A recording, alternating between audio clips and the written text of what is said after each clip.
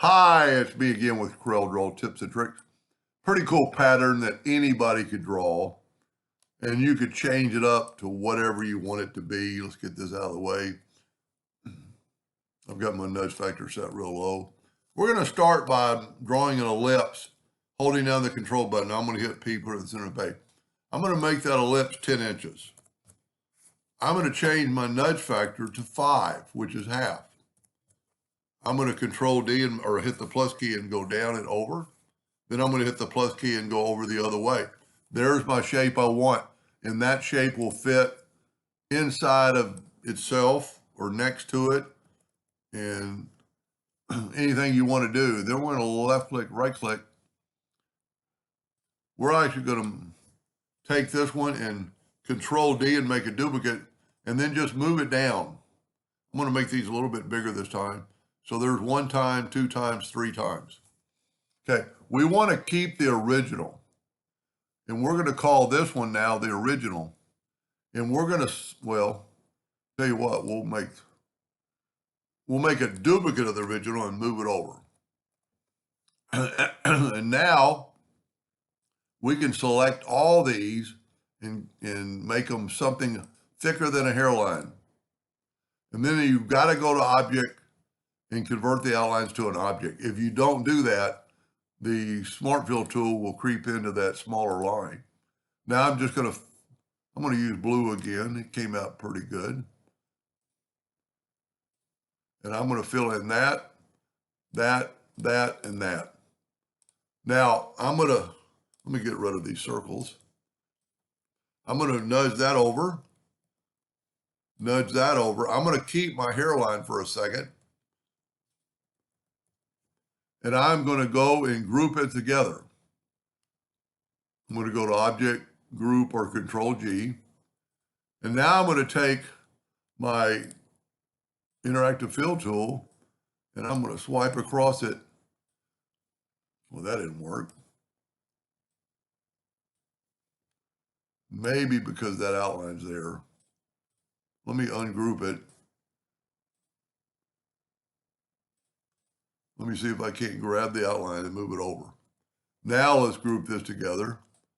Control G. And we're going to use the interactive fill tool. And let's put blue in the bottom this time. A really light blue. We'll put that about in the middle and maybe move that up a little bit. Maybe put a little bit more darkness in that top one and then move this up a little bit. I'm trying to get, there you go. Now, put this back, I'm nudging. Let's go ahead and get rid of all these. So this is going to look totally different because I put black, which I kind of like. But I'm going to Control G to group it. But now I'm going to make it, with my ratio locked, I'm going to make it 4 inches. And I'm going to put it up here to the top.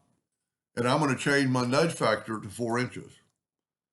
I'm going to hit the plus key and move it over, then Control D, as many as you want it. Now I'm going to change my nudge factor to 2 inches because that'll put it in the center.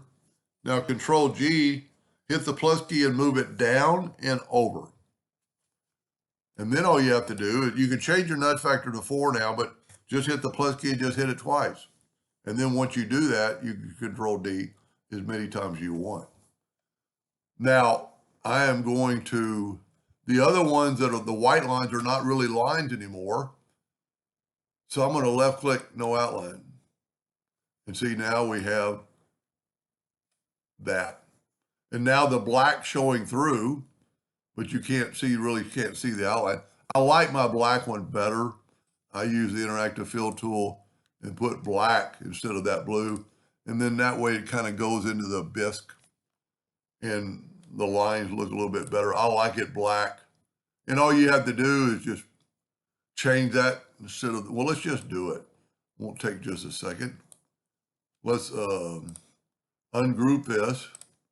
Let's go ahead and take this one. Let's just delete all this. I like kind of working in the page. You don't even have to change your nudge factor, but, well, we need to change it first. So I'm going to get my interactive fill tool back. And I'm going to change this to a black. And see, that way it'll kind of look like it's going into the bisque. Maybe move this one down. Now, instead of changing my nudge factor, I'm just going to hit the plus key and move it twice. And see where the exact amount, and I don't have to take away my outline. And then I can Control D, Control D. And then I would strongly suggest grouping this together and then Control D down once and over. Then grab them both, plus key down twice, and then Control D, Control D. And then when you bring in the black box effect, let me zoom in here. You bring in the black box, make it black. Those things are going to look like they're going into the bisque. And this would be kind of a good one to even clone, because then you could change each one. And you could make that line thicker. You know, to me it now looks like a bunch of lines, but if you made them thicker, then maybe the other parts would show up more. Pretty cool effect. Pretty easy. And, you know, you could still, I'm going to go out on a limb here and make the outline yellow. And look at that. So there's still black in between those yellows. Yeah, but it doesn't look very good. Anyway, I hope that gave you an idea or two, and thank you for watching.